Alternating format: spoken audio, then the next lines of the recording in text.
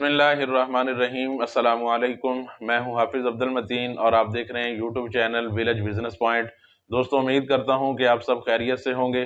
दोस्तों, आज की इस वीडियो में हम इस पर बात करेंगे कि अक्सर लोग जब बाहर से आते हैं, किसी भी कंट्री से, सऊदीया से, दुबई से या किसी भी मुल्क से बाहर से जब वो आते हैं काम करने के बाद, तो फिर उनका आने के बाद सबसे जो मेन होता है कि कौन सा बिजनेस पाकिस्तान के अंदर शुरू किया जाए। तो दोस्तों, आजकल देखने में ये आया है कि अक्सर लोग जो है वो डेयरी फार्म बिजनेस की तरफ आ रहे हैं। इसको आसान समझते हैं या वीडियोस देखते हैं तो क्या चीज़ें। तो दोस्तों, हम आज की इस वीडियो में आपको बताएंगे कि डेयरी फार्मिंग, कामयाब डेयरी फार्मिंग का बुनियादी उसूल नंबर 1 क्या है। आप दोस्तों से गुजारिश है कि चैनल को सब्सक्राइब कर लें, साथ लगी बेल आइकन को प्रेस कर दें ताकि आने वाली हर वीडियो का नोटिफिकेशन आपको मिलता रहे। तो चलिए दोस्तों, वीडियो शुरू करते हैं।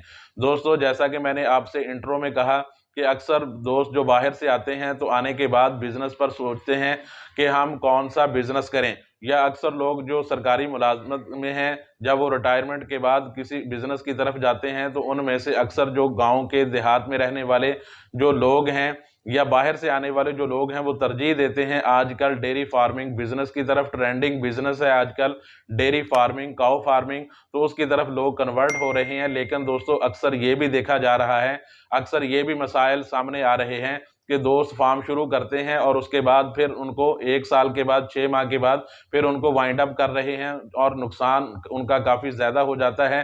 तो इसलिए दोस्तों, अगर आप डेयरी फार्मिंग बिजनेस में आना चाहते हैं, डेयरी फार्मिंग बिजनेस करना चाहते हैं, कामयाब डेयरी फार्मिंग बिजनेस अगर आप अपना लेके चलना चाहते हैं, तो उसके लिए बेसिक बुनियादी उसूल नंबर 1 ये है कि दोस्तों, आपके पास इस डेयरी फार्मिंग बिजनेस शुरू करने से पहले आपके पास नॉलेज होना चाहिए। इतनी हौनो आपके पास हो कि आपको डेयरी फार्म के जो बुनियादी इसका स्ट्रक्चर है, इस हवाले से आप कुछ ना कुछ जानते हो।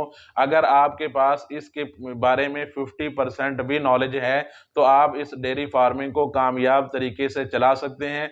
जितने भी लोग जो पहले से डेयरी फार्मिंग बिजनेस में नहीं है, जब वो आते हैं पैसा उनके पास जरूर होता है, इन्वेस्ट करते हैं, लेकिन दोस्तों आगे उस डेयरी फार्मिंग सेक्टर की हौनो नहीं होती, कुछ मालूमात नहीं होती, तो नुकसान उठाकर वापस घर चले जाते हैं और दूसरे लोगों के लिए एक नाकाम मिसाल बनते हैं। तो दूसरे लोग भी इस बिजनेस को बुरा समझना शुरू कर देते हैं। तो इसलिए बुनियादी बेसिक उसूल ये है, जब भी डेयरी फार्मिंग बिजनेस या किसी भी बिजनेस के अंदर जाएं तो उसको शुरू करने से पहले फिजिकल तौर पर उसके कुछ ना कुछ बुनियादी चीज़ों को आप ज़रूर समझें।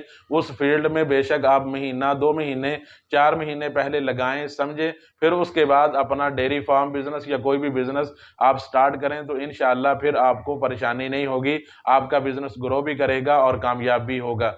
दोस्तों, उम्मीद करता हूं कि आज की वीडियो आपको पसंद आई होगी। वीडियो पसंद आई है तो इसको लाइक कीजिए, कमेंट्स कीजिए, दोस्तों के साथ इसको शेयर कीजिए। मिलते हैं इंशाअल्लाह नेक्स्ट किसी और वीडियो में। तब तक अल्लाह हाफिज।